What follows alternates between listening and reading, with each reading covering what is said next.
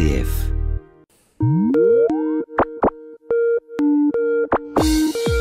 Des souris et des hommes. Jean Pouly. Bonjour Jean Pouly. Bonjour. Aujourd'hui, dans Des souris et des hommes, vous avez choisi de nous parler du cyberharcèlement. Et oui, c'est une facette un peu sombre, malheureusement, de l'Internet, qui fait de plus en plus la une de l'actualité, car le monde numérique n'échappe pas aux vicissitudes humaines, et il reproduit parfois de façon amplifiée les excès des comportements humains et les travers de la société. Alors, c'est le cas avec le harcèlement, qui prend à travers les médias numériques une nouvelle dimension assez préoccupante, et touche de plus en plus de jeunes, qui déclarent à 40% avoir été déjà victimes d'une agression en ligne. Mais c'est quoi précisément le cyberharcèlement ?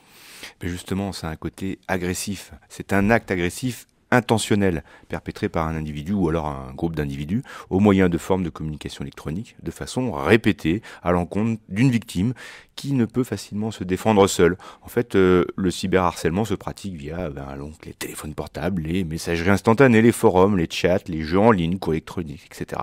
Il peut prendre plusieurs formes, comme des intimidations, des insultes, des moqueries, des menaces en ligne, des propagations de rumeurs, le piratage d'un compte et l'usurpation de l'identité digitale, la création d'un sujet de discussion, d'un groupe ou d'une page sur un réseau social à l'encontre d'un petit camarade de classe, la publication d'une photo, d'une vidéo de la victime en mauvaise posture, ce qu'on appelle par exemple le sexting, qui est la contraction de sexe et de texto, de texting, voilà. Et concrètement, comment ça se traduit pour une victime ? Alors souvent, ce qu'on va appeler le cyberharceleur va essayer de contrôler sa victime, en la suivant constamment par téléphone, en la harcelant donc sur son téléphone portable ou par GPS. Il peut aussi l'obliger à poster des photographies sur Internet ou alors en poster sans lui demander son avis. Il va se mêler de sa vie dans ses réseaux sociaux, de ses relations sur Internet, en diffusant de façon publique des commentaires négatifs, humiliants ou à caractère sexuel. Et puis si la victime a rompu sa relation, le harceleur va publier les messages et les photos intimes de la victime en la critiquant, en la dénigrant publiquement. Il va la poursuivre en la surveillant constamment sur Internet, en l'inondant de menaces ou d'insultes. Alors cela peut aussi prendre la forme inverse, sous la forme d'un interdit d'utiliser son ordinateur ou son téléphone portable, dans l'objectif d'isoler la personne en la coupant de sa vie digitale. Et vous l'avez dit, le harcèlement, ce n'est pas nouveau. Alors, en quoi le numérique, les réseaux, changent-ils les formes de harcèlement ? Il se distingue du harcèlement physique à plusieurs niveaux. D'abord, la diffusion est massive et instantanée, et on peut toucher d'un coup un très large public, et il est difficile d'en reprendre le contrôle. De plus, le harcèlement subi à l'école souvent se prolonge au domicile, sans aucun répit pour l'enfant.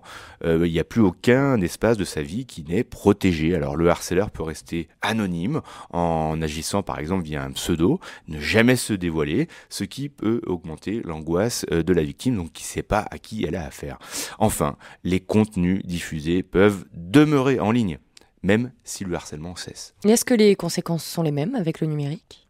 Alors d'après les spécialistes, il y a un consensus pour dire que les conséquences seraient plus importantes que le harcèlement traditionnel, justement en raison de ses caractéristiques particulières, l'anonymat, le pouvoir de dissémination, le public élargi, les traces et la mémoire du harcèlement qui demeure sur les réseaux. Et que faut-il faire pour prévenir ce genre d'agression ?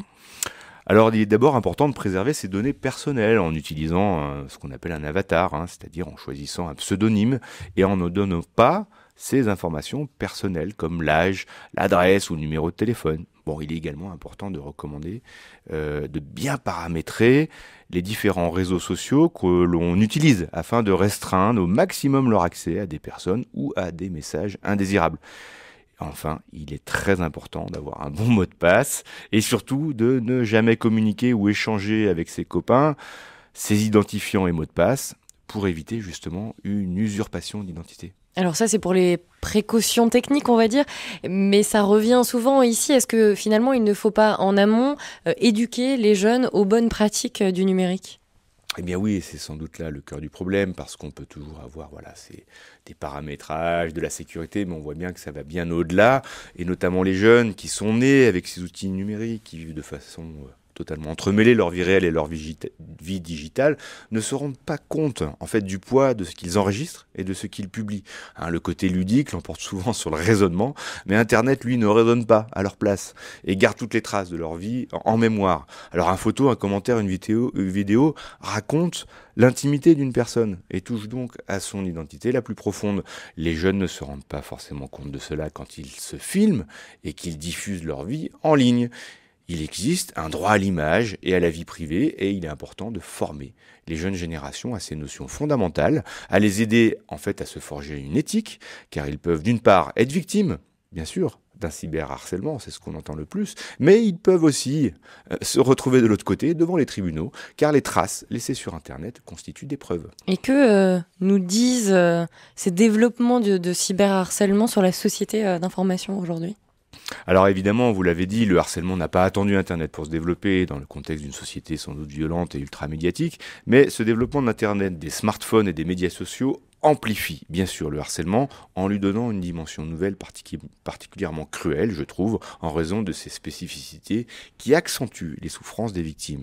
Alors moi je vois dans cette nouvelle forme de harcèlement en fait le reflet des excès du numérique, une sorte de loupe déformante des différentes dérives possibles du numérique, dont on a parlé ici, la dépendance, l'isolement, les rumeurs, la confidentialité et la mémoire des données.